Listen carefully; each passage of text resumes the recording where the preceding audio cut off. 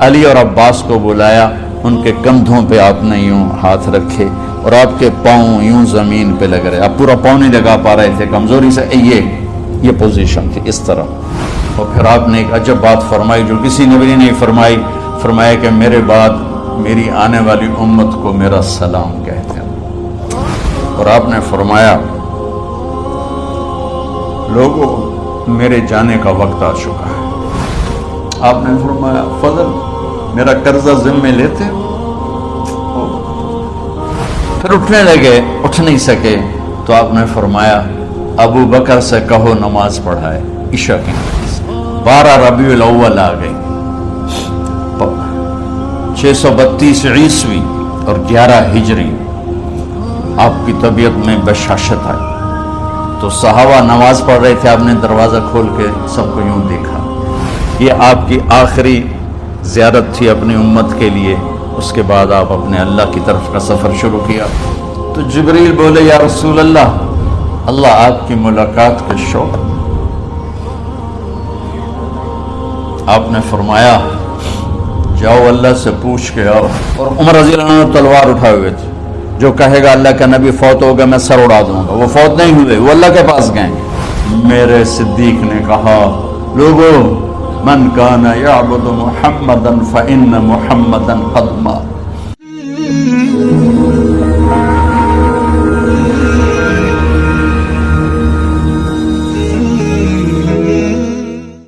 تو میرے یہ سارے ساتھیوں نے میرے ذمے یہ لگایا تھا کہ میں تھوڑا سا آج وفات نبی پر تھوڑی سی بات کر لوں، تو اسی کو میں پیش کرنے کی کوشش کر رہا.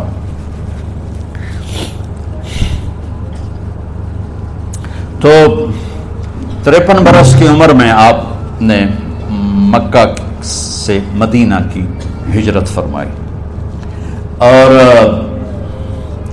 10 برس آپ نے مدینہ میں قیام فرمایا. 11 ہجری میں آپ حج کے لیے تشریف لے گئے اور یہ صورت آئی 11 تاریخ کو، 11 حج کے ذوالحج، اذا جاء نصر اللہ والفتح. اس میں اشارہ تھا کہ میرے نبی آپ کا مشن مکمل ہو چکا ہے، اب آپ ہمارے پاس آنے کی تیاری فرمائیں. تو یہ جب یہ زوال سے پہلے آپ اپنے خیمے میں لیٹے ہوئے تھے، یہ آخری صورت قرآن کی جو نازل ہوئی، تو آپ نکلے. زوال کے بعد آپ نے تینوں شیطانوں کو پتھر مارے، پھر آپ اپنی اونٹنی عذبہ پہ سوار ہوئے اور آپ نے یہ تاریخی جملہ بولا ایھا الناس عسیٰ اللہ تلقونی بعد عامی ھذا. لوگو یہ میری تمہاری آخری ملاقات، آج کے بعد تم مجھے نہیں دیکھو گے. واپسی پر آپ نے معاذ بن جبل کو مدینے سے یمن روانہ فرمایا. تو معاذ بن جبل سے ایسی محبت تھی کہ ان کو سی آف کرنے کے لیے 7 میل پیدل چلے. 7 اب کسی کو روانہ کرنے کے لیے ساتھ نہیں چلتے تھے، مسجد سے روانہ کر دیتے. معاذ بن جبل کو 7 میل ساتھ چلے، اور جب آخری پوائنٹ آیا سفر کا تو کہنے لگے معاذ عسیٰ اللہ تلقانی بعد عامی ھذا. معاذ یہ تیری میری آخری ملاقات ہے. وَلَعَلَّكَ تَمُرُّ بِقَبْرِي وَمَسْجِدِي هَذَا. جب تو واپس آئے گا تو میری قبر دیکھے گا اور میری مسجد مجھے نہیں دیکھے گا. تو فَبَكَى مُعَاذٌ جِشْعًا لِفِرَاقِ رسول اللہ. تو معاذ بن جبل پھوٹ پھوٹ کے رونے لگے آپ کی جدائی کا تصور کر. تو آپ کی آنکھوں میں بھی آنسو آ گئے، تو آپ نے جلدی سے منہ یوں پھیر لیا. معاذ پیچھے ہو گئے اور آپ ادھر ہو گئے، اپنے آنسو چھپا لیے. اور معاذ ان اول الناس بی المتقون من کانوا وحیث کانوا. معاذ اس جدائی کا غم نہ کر، جو تقوی پر مرے گا وہ میرا سب سے قریب ہوگا، چاہے وہ پاکستان میں ہو چاہے افریقہ میں ہو.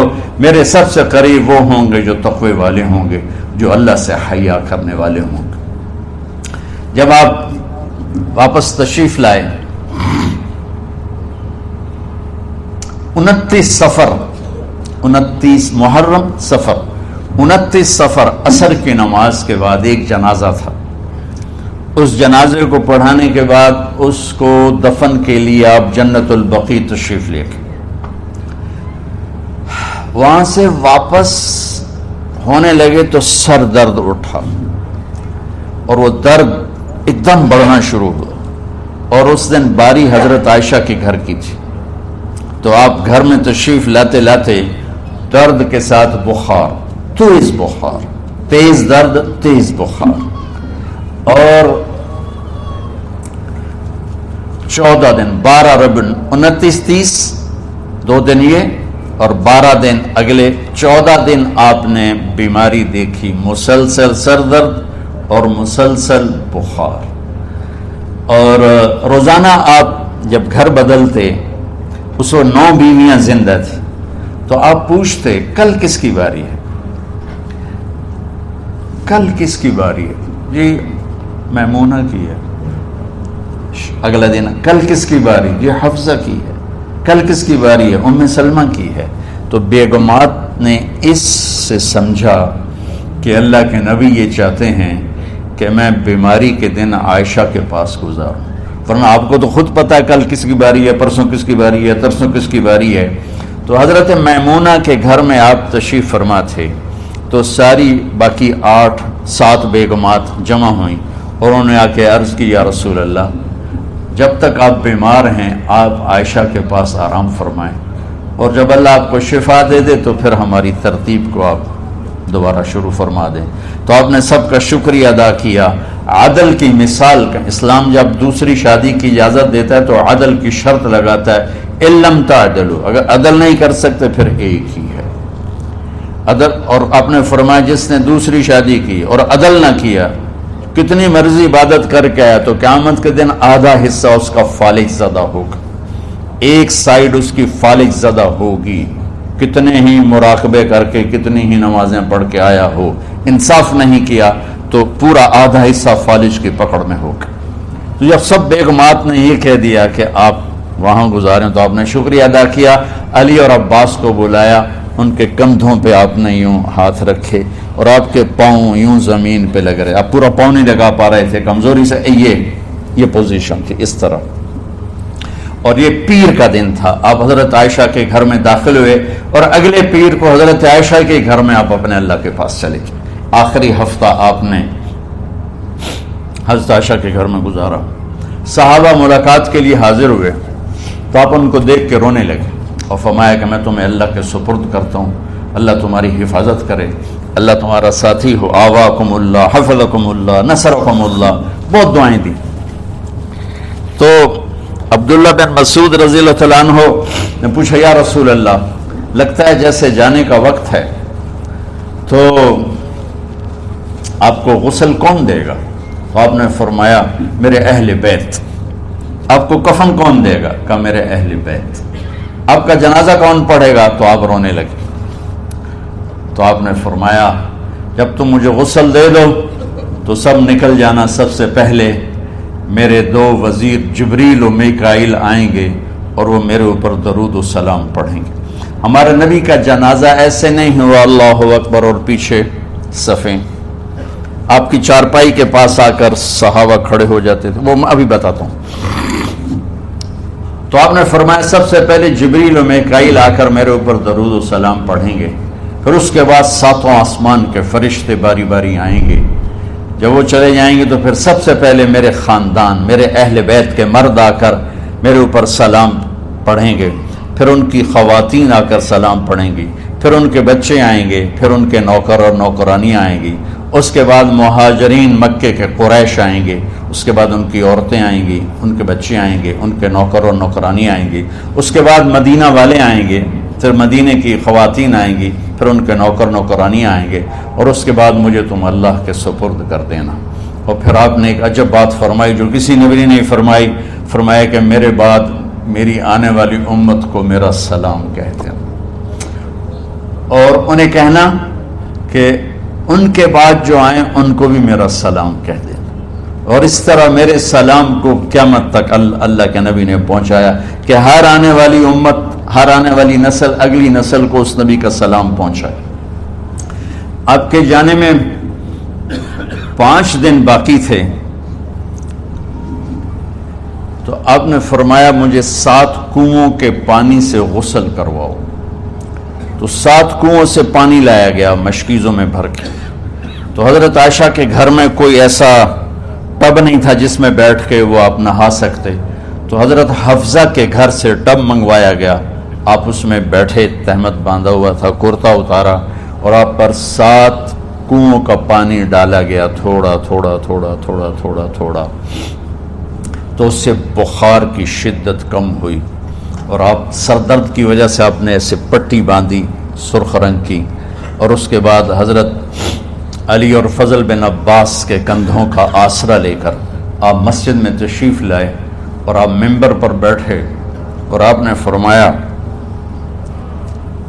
لوگوں میرے جانے کا وقت آ چکا ہے، میں نے کسی پر زیادتی کی ہو، کسی کو تھپڑ مارا ہو، کسی کو چھڑی ماری ہو، کسی کا حق دبایا ہو، تو میں اپنی جان کے ساتھ مال کے ساتھ حاضر ہوں، مجھ سے یہی بدلہ لے لو، آخرت میں میرے خلاف کوئی دعویٰ نہ کرنا، میں آخرت کے حساب کو برداشت نہیں کر سکتا۔ جن کے طفیل لوگوں کا حساب معاف ہوگا، جن کی طفیل، جن کی شفاعت پر لوگ بے حساب جنت میں جائیں گے، وہ روتے ہوئے فرما رہے ہیں کہ میں آخرت کے حساب کو نہیں دے سکتا۔ تو سارے صحابہ رونے لگے، لیکن آپ اپنی بات کو دہراتے رہے، کوئی بھی نہیں اٹھا۔ تو آپ نے ظہر کی نماز پڑھائی، ظہر کے بعد پھر ممبر پر آئے اور فرمایا کہ لوگوں یہیں مجھ سے حساب کتاب کر لو، آگے نہ کرنا، بتاؤ میں نے کسی کا کوئی حق دینا۔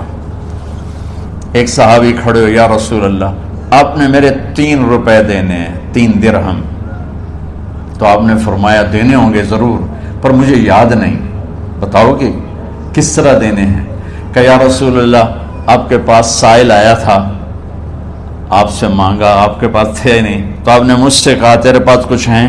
تو میرے پاس 3 درہم تھے، تو آپ نے فرمایا تو دے دے، میں بعد میں ادا کر دوں گا۔ تو ہاں یاد آ گیا، میرے نبی کے گھر میں تو تیل نہیں تھا، ایک چھٹانگ جس سے چراغ جلتا، پیسہ کہاں سے آتا؟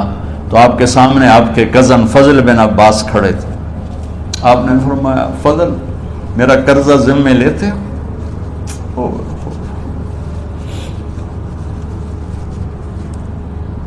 جن کے لیے کائنات سجائی گئی، جنت کی چابیاں جن کو پکڑائی گئیں، جاتے ہوئے 3 روپے دینے کی ہمت نہیں تھی، کہ فضل میرا قرضہ ذمہ لیتے؟ کہ جی یا رسول میں اپنے ذمہ لیتا ہوں۔ کہ اس سے لے لینا۔ آپ گھر تشریف لے گئے، نماز کے لیے آتے تھے، پڑھاتے تھے۔ جمعرات کو عشاء کی نماز پڑھانے کے لیے اٹھ نہیں سکے، گر کے، پھر اٹھنے لگے، اٹھ نہیں سکے، گر گئے، پھر اٹھنے لگے، اٹھ نہیں سکے، تو آپ نے فرمایا ابو بکر سے کہو نماز پڑھائے، عشاء کی نماز۔ ابو بکر ذرا پیچھے کھڑے تھے، عمر آگے کھڑے تھے، تو لوگوں نے کہا نماز ہی پڑھانی، کوئی پڑھا دے، تو انہوں نے حضرت عمر کو آگے کیا، انہوں نے کہا اللہ اکبر۔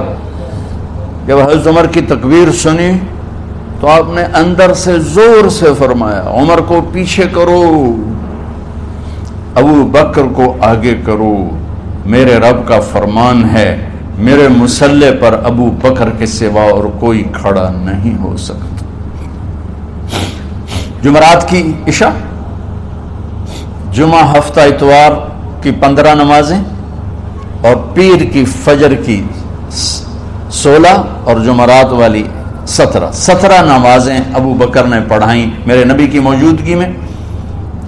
ہفتے کے دن ظہر یا عصر میں آپ علی اور فضل بن عباس کے کندھوں پر ہاتھ رکھ کے مسجد میں داخل ہوئے اور ابو بکر نماز پڑھا رہے تھے۔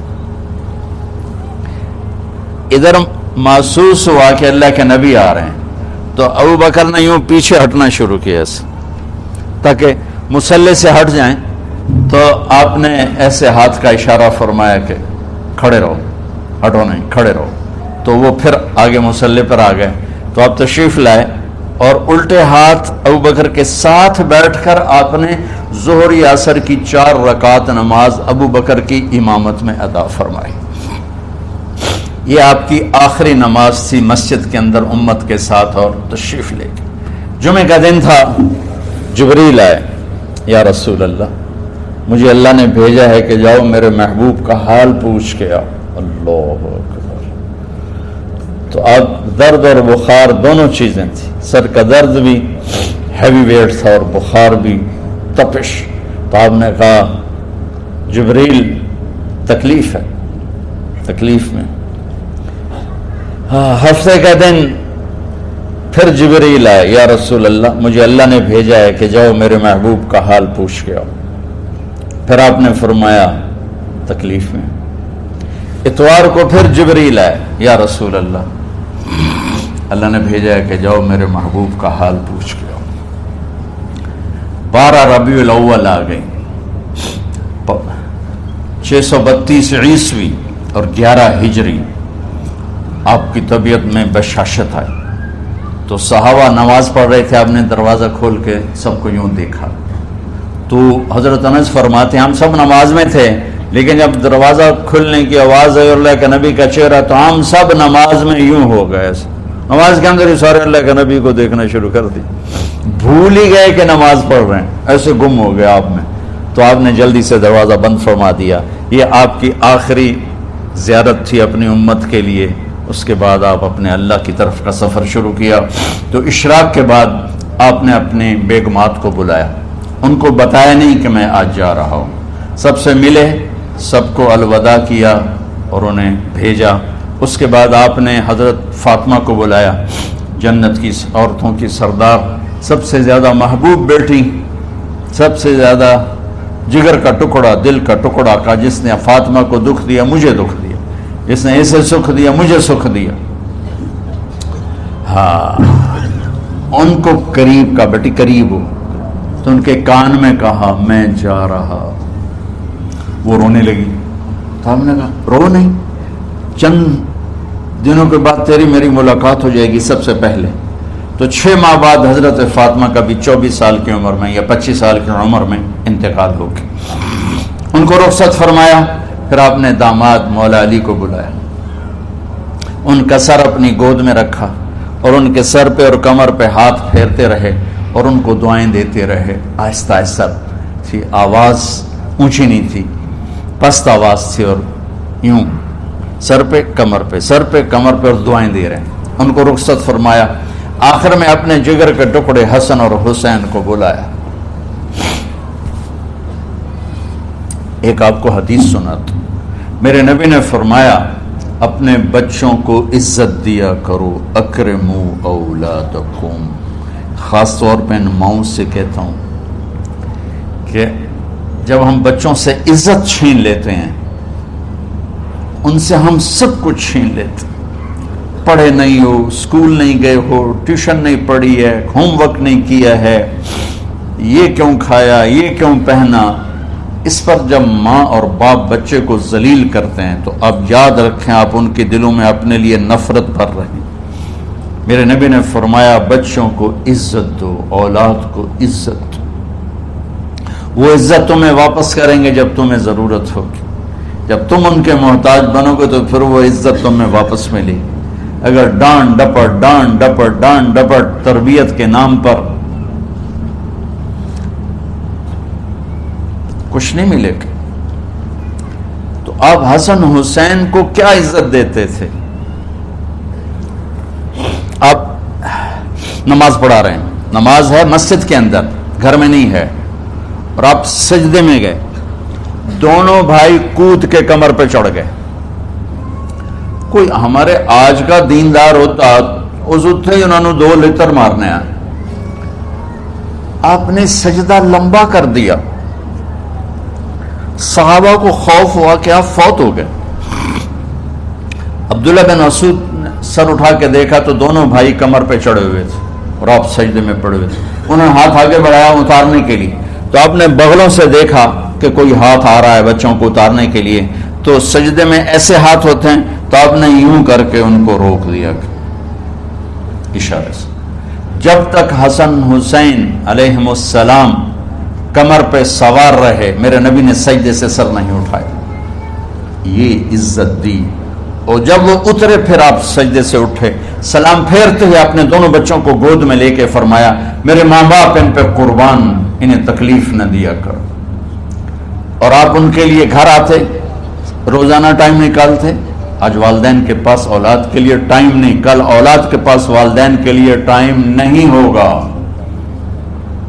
اپنے بچوں کو میں یہ نہیں کہتا ہوں بیٹھ کے نصیحتیں کرو، صرف محبت ٹرانسفر کرو، ٹائم دو، موبائل آف کرو، ٹی وی آف کرو، اور صرف آپ اور بچوں میں ایک ایسا تعلق ہو کہ ان کا بلوٹوتھ بھی آن ہو جائے، آپ کا بلوٹوتھ بھی آن ہو جائے اور سارا ڈیٹا ٹرانسفر ہو جائے.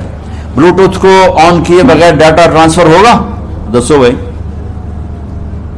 تو ہمارے بچوں کے بلوٹوتھ آف ہیں اسکولنگ کی وجہ سے، ڈانٹ ٹپٹ کی. 3 سال کا بچہ بھلا اسکول جانے کے قابل ہوتا ہے؟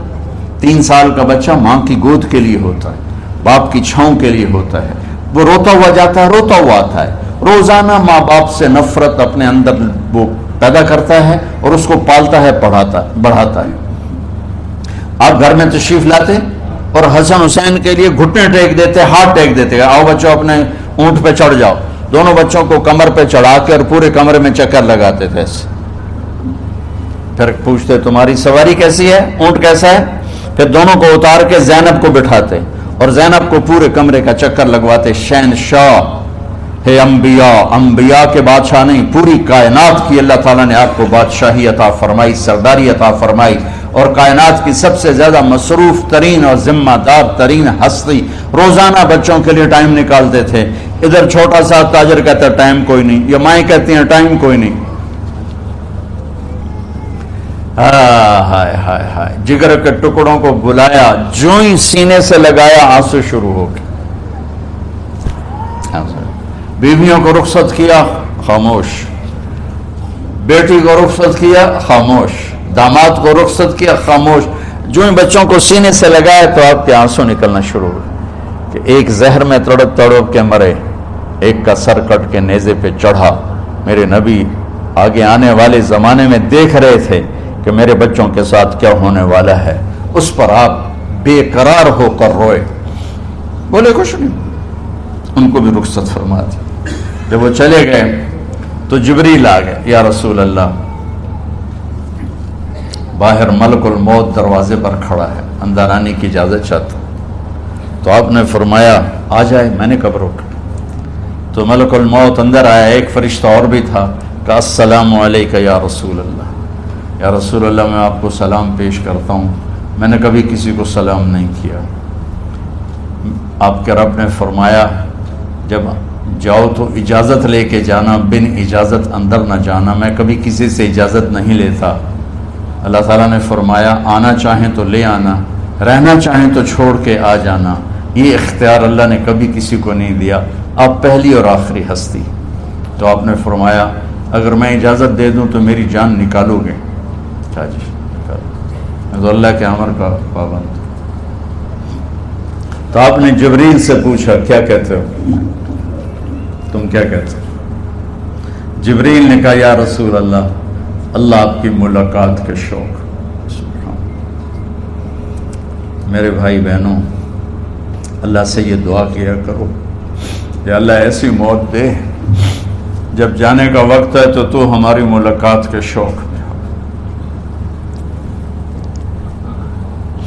ایک صحابی کا انتقال ہوا، آپ نے ان کی قبر پہ جا کے یہ دعا کی، یا اللہ طلحہ جب تیری بارگاہ میں پیش ہو تو اسے دیکھ کے مسکرائے، یہ تجھے دیکھ کے مسکرائے، سارے دکھ درد دور ہو جائیں.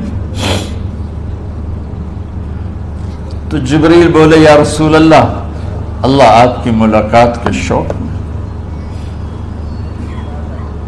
آپ نے فرمایا جاؤ اللہ سے پوچھ کے آؤ میرے بعد میری امت کے ساتھ کیا کرے گا. جاؤ پوچھ کے آؤ حسن حسین کے ساتھ کیا کرے گا. یہ پوچھنا، ہر کوئی اپنے بچوں کو یاد کرتا، مرنے والے بچوں کو یاد کر. بچے میلاد، میرے والد اچانک ہارٹ اٹیک میں فوت ہو گئے تو ہماری بہنیں موجود نہیں تھیں، میری 2 بہنیں. تو میرے والد بار بار کہتے میری دھیاں مینو ملا دے، میری دھیاں مینو ملا دے. اور میرے نبی نے کہا میری امت کا مجھے بتاؤ پہلے کیا کرو. حسن حسین کا نہیں کہا، جن کو ذبح ہوتے بھی دیکھا، زہر میں تڑپتے بھی دیکھا. واہ یا رسول اللہ، آپ نے کیا وفا کی اور ہم نے کیا صلہ دی، سارے خنجر انہی کے سینے میں ہی اتار دیے، ہر تیر کھینچ کے آپ کے جگر کے پار کیا، ہر نافرمانی کا ٹھیکہ لے لیا۔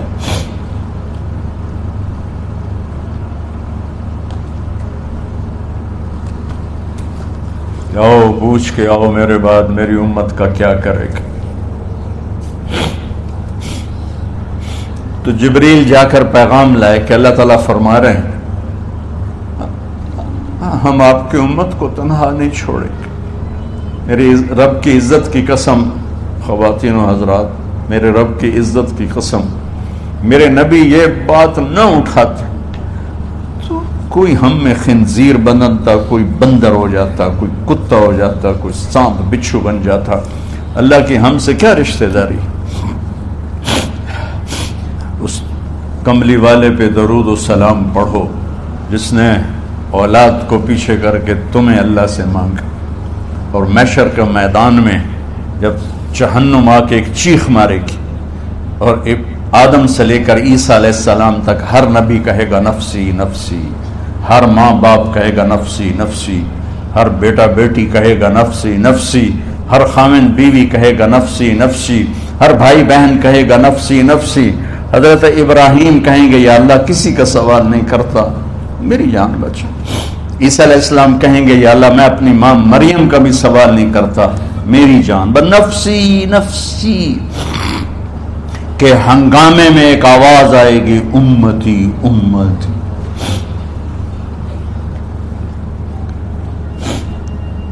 کون ہے یہ؟ ساری دنیا نفسی نفسی کہہ رہی، یہ کون ہے امتی امتی کہنے والا؟ آواز کے تعاقب میں جب نظریں جائیں گی تو اپنے نبی کو دیکھ لینا، تڑپتے ہوئے بدن کے ساتھ، کانپتے ہوئے ہاتھوں کے ساتھ، اور پھیلی ہوئی جھولی کے ساتھ، اور بہتے ہوئے آنسوؤں کے ساتھ۔ صرف ایک ہستی ہوگی، صلی اللہ علیہ یا رسول اللہ، صرف ایک ہستی ہوگی جو کہیں گے یا اللہ میری امت، یا اللہ میری امت، یا اللہ میری۔ کون سی امت؟ جس نے ہر بڑے سے بڑے گناہ کے اڈے کھول کے زندگی گزاری۔ میرے نبی انہیں کو یاد کرنا، میری امت میری امت میری امت۔ جب تک اللہ نے یہ نہیں کہا کہ آپ کی امت کے بارے میں راضی کر دوں گا، آپ نے فیصلہ نہیں کیا کہ چلو ملک الموت اللہ کی تقدیر کو پورا کر، اور جاتے ہوئے دو نصیحتیں فرمائیں، وہ بھی بچوں کے لیے نہیں، بیویوں کے لیے نہیں، امت کے لیے۔ الصلاۃ وما ملکت ایمانکم، اے میری امت نماز نہ چھوڑنا، نوکروں سے اچھا سلوک کر، حقوق اللہ نماز، حقوق العباد غریب لوگ کا فرمایا غریبوں پہ ترس کھانا، اپنے نوکر ملازم غلاموں پہ ترس کھانا، اور نماز نہ چھوڑنا، نماز نہ چھوڑنا، نماز نہ چھوڑنا، نماز آخر الفاظ سے نماز نہ چھوڑنا، نماز نہ چھوڑنا، نماز نہ چھوڑنا۔ اور اب حضرت عائشہ کے سینے پر اس طرح نیم دراز تھے، حضرت عائشہ یوں سیدھا بیٹھی ہوئی تھی۔ اب فرمایا کل مجھے فخر حاصل ہے، مات فی سحری و نحری، میرے نبی نے میری گردن اور سینے کے درمیان اللہ کو جان پیش کی۔ آپ اس طرح نیم دراز تھے تو تھوڑی دیر پہلے عبد الرحمن بن عوف آئے، آپ کے عبد الرحمن بن ابو بکر آئے، آپ کے ہاتھ میں تازہ مسواک تھا، تو آپ مسواک بہت فرماتے تھے، تو آپ اتنے کمزور ہو چکے تھے کہ بولا نہیں جا رہا تھا، تو آپ کی نظریں مسواک پہ ٹک گئیں، دیکھے جا رہے ہیں، مسواک کو دیکھے جا رہے ہیں۔ حضرت عائشہ نے محسوس کیا کہ نظریں مسواک پر ہیں، تو کہا یا رسول اللہ اب مسواک کرنا چاہتے ہیں، تو آپ نے تو حضرت عائشہ نے اب بھائی سے لے کر وہ لکڑی اور اپنے منہ میں چبائی، اور آپ کے منہ میں اس طرح کر کے خود چلائی، کہا میں وہ خوش قسمت ہوں جس کا لعاب آخری غذا تھی جو میرے نبی کے منہ میں گیا، وہ حضرت ام عائشہ کا لعاب مبارک تھا۔ اور پھر اس کے بعد اگلا یہ سارا واقعہ ہوا، تو آپ نے کہا الصلاۃ وما ملکت ایمانکم، ایک نماز نہ چھوڑنا، ایک اپنے نوکر نوکرانی غلاموں سے اچھا سلوک کرنا، اور پھر اللہم الرفیق الاعلی، یا اللہ بلا لے۔ جب آپ نے اعلان کیا کہ چلو تقدیر کو پورا کرو، تو جبریل بھی غمگین ہو کر کہنے لگے یا رسول اللہ پھر میرا بھی آج دنیا میں آخری دن ہے، آج کے بعد میں بھی کبھی اس دنیا میں لوٹ کے نہیں آؤں گا، یعنی وحی کے ساتھ۔ آپ کی آنکھیں بند ہوئیں، حضرت عائشہ رضی اللہ تعالیٰ عنہ کی چیخ نکلی تو ساری بیگمات دوڑی دوڑی آئیں، تو آپ کی منزل پوری ہو چکی تھی، تو آپ کو لٹایا گیا اور چادر ڈال دی گئی۔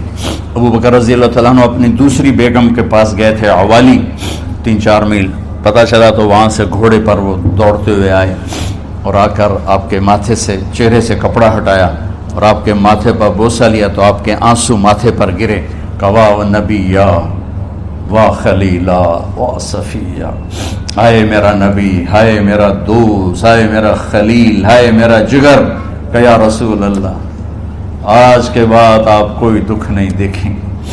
جب آپ درد سے بے قرار تھے اور بی بی فاطمہ رضی اللہ تعالیٰ عنہ ساتھ بیٹھی تھیں، تو آپ کی بے قراری کو دیکھ کر وہ رونے لگی کہ ہائے میرے ابا کا درد، ہائے میرے ابا کا درد۔ تو میرے نبی نے کہا ما علی ابی کی کرب بعد اليوم، بیٹی آج تیرے باپ کے دکھ کا آخری دن ہے، آج کے بعد کوئی دکھ نہیں دیکھیں گے۔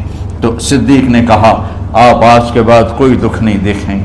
اب تشریف لے گئے مسجد میں، تو کوہرام مچا ہوا تھا، کچھ گمسم تھے، اور عمر رضی اللہ عنہ تلوار اٹھائے ہوئے تھے، جو کہے گا اللہ کا نبی فوت ہوگا میں سر اڑا دوں گا، وہ فوت نہیں ہوئے، وہ اللہ کے پاس گئے، ایک جنونی کیفیت پیدا ہوگی، وہ واپس آئیں گے، سارے کفار سے جہاد کریں گے۔ تو ابو بکر ممبر پر آئے، کہا عمر بیٹھ جاؤ، عمر کہنے لگے نہیں بیٹھتا، انکار نہیں بیٹھتا، اور تلوار ایسے، سبحان اللہ واہ صدیق واہ۔ آپ نے ممبر پہ کھڑے ہو کر، کیا سونے سے بھی لکھے جائیں تو کم ہے، قیمت اس سے زیادہ ہے۔ میرے صدیق نے کہا لوگو من کان یعبد محمدا فإن محمدا قد مات، جو محمد کی پوجا کرتے تھے تو آج محمد کو اللہ نے موت دی تھی۔ ومن کان یعبد اللہ فإن اللہ حی لا یموت، اور جو اللہ کی پوجا کرنے والے ہیں وہ یاد رکھو ان کا اللہ زندہ ہے، موت سے پاک۔ پھر آپ نے انک میت وانہم میتون، میرے محبوب آپ کو بھی موت آئے گی اور ان سب کو موت آئے گی۔ حضرت عمر فرماتے ہیں جب میں نے یہ آیت سنی تو میں یوں نہیں گرا، ایسے گرا سیدھا، ٹانگوں سے جان نکل گئی تو یوں گرے ایسے یوں، اور کہنے لگے مجھے یقین ہو گیا کہ موت آ گئی اور اللہ کے نبی ہمیں چھوڑ کے چلے گئے۔ تو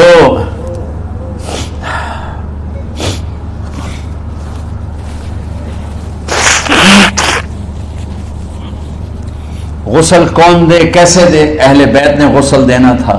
آپ کے کپڑے اتار کے غسل دیا جائے یا جو آپ نے کپڑے پہنے ہیں اسی میں غسل دیا جائے تو پریشان ہے، کیا کیا جائے؟ سب پہ اونگ طاری ہو گئی، ایک دم سب کو نیند آئی اور غیب سے آواز آئی کہ ہمارے نبی کو کپڑوں سمیت غسل دیا جائے۔ آپ کے بدن مبارک سے کپڑا نہیں اتارا، کوئی اتارے نہیں، تو اس آواز پر سارے بیدار ہوئے۔ تو حضرت عباس، فضل بن عباس، شقران آپ کے غلام، اور اسامہ بن زید اور علی بن ابی طالب آپ کو غسل دینے والے تھے۔ حضرت علی آپ پر پانی ڈال رہے تھے اور فضل بن عباس جسم کو مل رہے تھے، اور حضرت علی ساتھ ساتھ روتے ہوئے یا رسول اللہ آپ نے ہمیں صبر کا حکم دیا، اگر آپ ہمیں صبر کا نہ کہتے تو آج ہم دنیا کو رو کے دکھاتے، اور آج ہم دنیا کو اپنا غم دکھاتے کہ کس طرح غم کیا جاتا ہے۔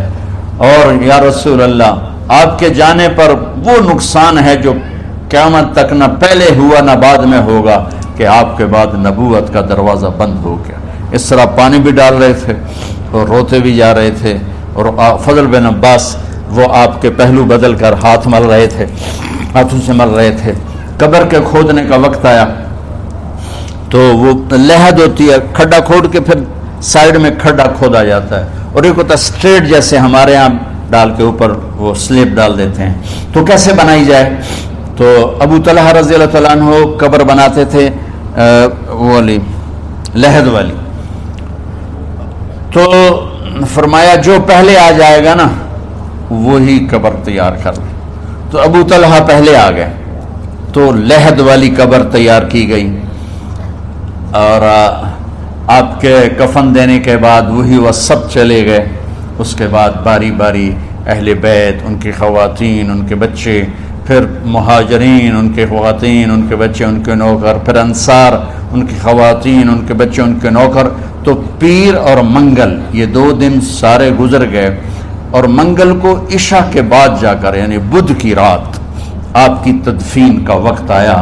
تو جب آپ کو قبر میں اتار دیا گیا تو مغیرہ بن شعبہ رضی اللہ عنہ کھڑے تھے، انہوں نے اپنی انگوٹھی اتار کے اندر پھینک دی لحد۔ تو پھر کہنے لگے علی یہ میری انگوٹھی نیچے گر گئی ہے، اٹھا لو۔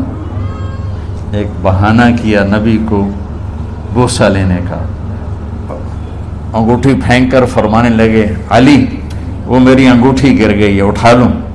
سب دیکھ رہے تھے کہ پڑی ہو کہاں، اٹھا لو۔ تو انگوٹھی کیا اٹھانی تھی، نیچے جا کر اللہ کے نبی کو لپٹ گیا اور دھوڑ رونا شروع کیا۔ سب صحابہ کی چیخیں نکال دی۔ انگوٹھی تو ایک بہانہ ہی تھا۔ آخری شخص جس کا جسم نبی کے جسم سے ٹچ ہوا وہ مغیرہ بن شعبہ ہے۔ تو پھر سب نے شور مچایا کہ باہر نکالو، باہر نکالو، باہر نکلو۔ باہر نکلے تو اینٹیں لگائی گئیں، پھر مٹی ڈالی گئی۔ تو جب واپسی ہوئی تو حضرت انس گزرے تو حضرت فاطمہ کھڑی تھیں۔ طابت نفوسکم ان حسیتم علی رسول اللہ التراب، انس کس جگر کے ساتھ تم نے نبی کو مٹی میں چھپا دیا، کس جگر کے ساتھ تم نے نبی کو مٹی میں چھپا دیا۔ اللہ سے ملا دے۔ قبر دیکھنے کو خوفناک ہے، اگر اللہ راضی ہے، جب کبھی قبر سے ڈر لگتا ہے، بہت ہی لگتا ہے، تو خیال آتا ہے اگر اللہ راضی ہے پھر تو مسئلہ ہی کوئی نہیں ہے، چونکہ اللہ نے اپنے محبوب کو بھی قبر میں اتارا۔ یہ نہیں کہا کہ ایک خوبصورت بیڈ روم بنا کے اس میں لٹا دو، کہا قبر میں اتارو۔